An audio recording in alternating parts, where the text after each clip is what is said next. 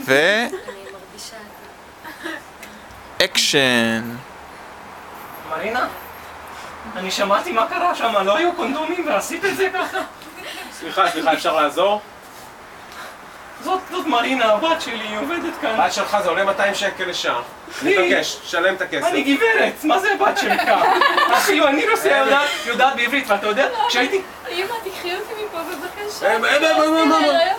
אדוני, עוד ברוסיה תמיד אמרתי לי למרינה, אכלתי שום. אמרתי לה, אכלתי שום, את מבינה, זה ירחיק את האנשים, לא ירצו לנשק אותך, לא תהיה אהבה, לא יהיה ילד בבטן, בתנור, כמו שאומרים. זה נכון? זה נכון? אני רק רוצה שתדע שאני לא לובשת בגד לבן בימים מיוחדים. אנחנו סיכמנו שלובש ביום שבת בגד לבן כי זה הסטייה שהם מחפשים. אבל לא היה לי, לא מצאתי. אני אביא לך. אם לא תסכימו ללבוש בגד לבן, מה שיקרה זה... שיגלתי, זאת לא מילה שהייתי... זה בשבילי, סליחה. אני הזונה פה. מה את רוצה להגיד? אני רוצה להגיד לך ששיגלתי זה פשוט לא מילה שהייתי משתמשת ואומרים הזדיינתי. יוצא לי את המילים מהפה! שמת לב איזה עברית יפה, הזדיינתי מן השורש זיין. התזיינתי, הופך לסיפור יצורים. אמא שלה, את רוצה אותה? 100 שקל. 100 שקל? חצי שעה. תראה, אני זוכרת שכשאני עבדתי בזנות, תמיד היה לי את המוטו שלי כשרציתי להוציא עוד כסף. אמרתי, ילד טוב שווה ילד רע.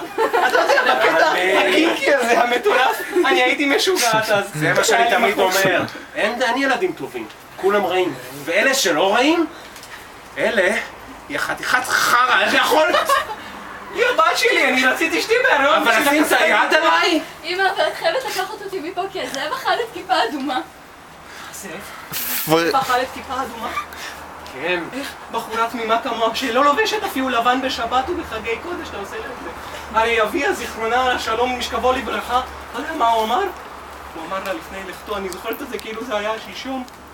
אני מרגישה רגועה, הוא היה טרנסקסואל, אתה מבין, זה קרה אותה, בגלל זה היא יצרה לזנות, אני ניסיתי לתת להשכלה זה ממש מרגש אותי המפגש הזה, ואני חושב שאני אתן לך להשתחרר, ורק תזכרי אותי, ותזכרי